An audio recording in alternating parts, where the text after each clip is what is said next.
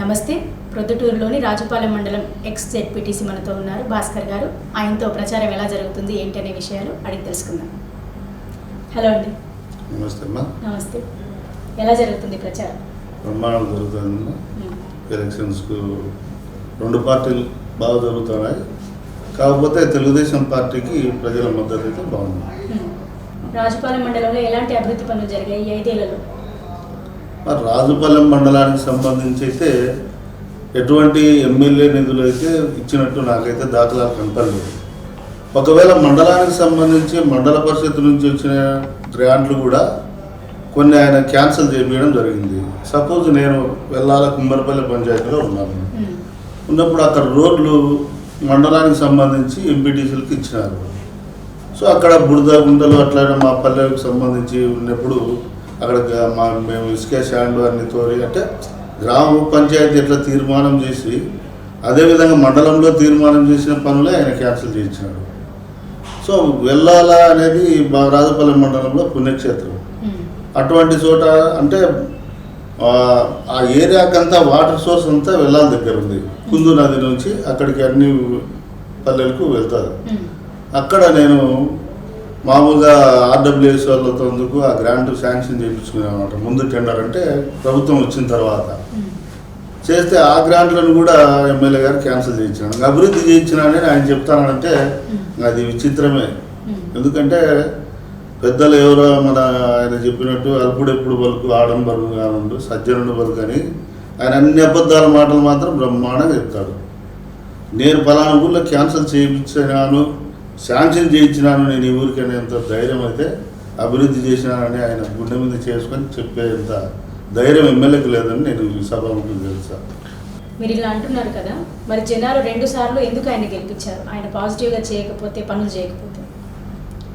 First 2014లో Rajasekhara Reddy చనిపోయిన తర్వాత ఈయనకు టికెట్ వచ్చింది. అంటే ఆ సింపతి సానుభూతి మీద మాలాంటి వాళ్ళంతా జగన్ అభిమానులు రాజశేఖర రెడ్డి మీద అభిమానులు ఉండేవాళ్ళు 2014లో ఆయనను గెలిపేయడం జరిగింది. పోతే 2019కి వచ్చి జగన్ సార్ను ముఖ్యమంత్రి ఒకసారి చేసుకోవాలనే ఉద్దేశంతో ఓట్లు వేసినారు. ఇప్పుడు ఆయనకి ఏమి అభివృద్ధి చేశాడని ఓట్లు అడుగుతాడు? ఎంతసేపు నేను జగన్ సార్కు ఎంపీ సార్కు ఓటు వేయండి అని అడుగుతాడు తప్ప నేను ఫలానా అభివృద్ధి చేసిన మీ గ్రామాలలో నాకు ఓటు వేయండి అని అడిగేంత అతనికి లేదని నేను క్లియర్గా చెప్తాను. రాజమల్లి శివప్రసాద్ రెడ్డి గారు, వరదరాజులు గారు, వీళ్ళిద్దరి గురించి చెప్పమంటే ఏం చెప్తారు? చాలా తేడా ఉందమ్మా. వరదరాజు రెడ్డి గారు అంటేనే ఒక నిజాయితీ. అంటే ఇట్లా మనం ఉండాల స్వాతంత్రం నుంచి మనం పెద్దల పూర్వం చెప్పుకునేటువంటి అన్ని అర్హతలు కలిగినటువంటి వ్యక్తి. అంటే ఒక డబ్బు చేయి పట్టకుండా ఆయన దగ్గర నుంచి మేమంతా శిష్యరికం చేసి నేర్చుకొని వచ్చి సమాజంలో సొసైటీకి ఏదైనా చేయాలా కానీ సొసైటీలో అక్రమాలు అన్యాయాలు చేసి సంపాదించాలి అని అనుకునే వ్యక్తి కాదు. అంటే నీతి నిజాయితీగా జీవించాలా, ప్రజలకు సేవ చేయాలా.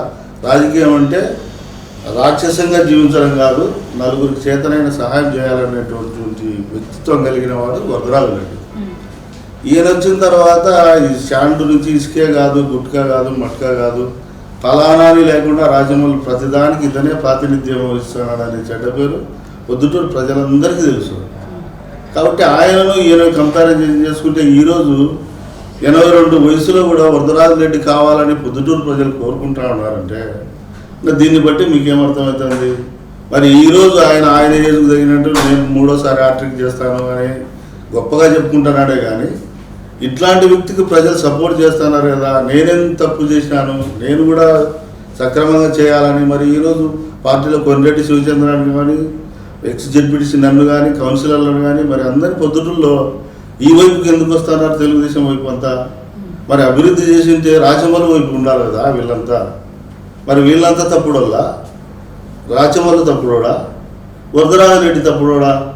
జనాలు ఏ వైపుకి వస్తున్నారంటే ఒక నీతి నిజాయితీగా పరిపాలన ఈ ఏజ్లో కూడా ఆయన పొద్దుటూరుని కాపాడుతాడు అంటే ప్రజల ధన మాన ప్రాణాలకు కాపాడాల్సిన వ్యక్తే భక్షిస్తున్నాడు. కాబట్టి ప్రజలు ఇద్దరిని కోరుకుంటున్నారు. వ్యాపార సంస్థలు అనే వాళ్ళు పాపం ఇక్కడ ఆయన ఉద్దేశం ఎందుకు గెలుస్తానని అనుకుంటుంటాడంటే లబ్ధిదారులు ఎక్కువ ఉన్నారు, ఆ లబ్ధిదారుల వల్ల నేను గెలుస్తానని అనుకుంటున్నాను. అది మూర్ఖత్వం. ఇక్కడ కడప జిల్లాలోనే పొద్దుటూరు తాలూకా అనేది ఒక సపరేట్, ఎందుకంటే ఇది బిజినెస్ సెంటర్. అంతా ఇక్కడ ట్యాక్స్ కట్టే వాళ్ళే ఉన్నారు. లబ్ధిదారుడికి ట్యాక్స్ కట్టేవానికి తేడా ఉంది కదమ్మా.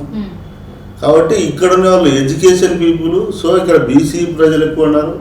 బీసీలలో ఈ మధ్య తను మద్దతు చేసినాడు కాబట్టి అది ఒక విధంగా భయమైనటువంటి వాతావరణం కలిగి ఉంది. కాబట్టి పొద్దుటూరులో వ్యాపారస్తులు అందరూ కామ్గా శాంతిగా ఉండాలా. చదువుకున్నారు కాబట్టి ఎడ్యుకేషన్గా ఉండే వాళ్ళంతా ఏం కోరుకుంటారు, శాంతి పొద్దుటూరు కావాలని కోరుకుంటారు. ఆ శాంతి ఎప్పుడో వరదరాజరెడ్డి ఇచ్చినాడు కాబట్టి ఇప్పుడు ఆయన అయితేనే బాగుంటుందని ప్రజలు కోరుకోవడం వల్ల ఇప్పుడు వరదరాజరెడ్డి నిలబడినాడు. అతడు తప్పకుండా గెలుస్తాడు. అందరి మద్దతు ఉందమ్మా, ప్రజలందరూ కోరుకుంటారు. థ్యాంక్ యూ సో మచ్ అండి. Thank you so much. Welcome. శాంతి సహనంతో ఉన్నటువంటి వరదరాజరెడ్డి గారే ఈసారి గెలుస్తారని చాలా పక్కాగా చెప్తున్నారు భాస్కర్ గారు. ఇది ఇవాళ చిట్ చాట్. మళ్ళీ ఇంకొక చిట్ చాట్తో మేము ముందుకు వస్తాం.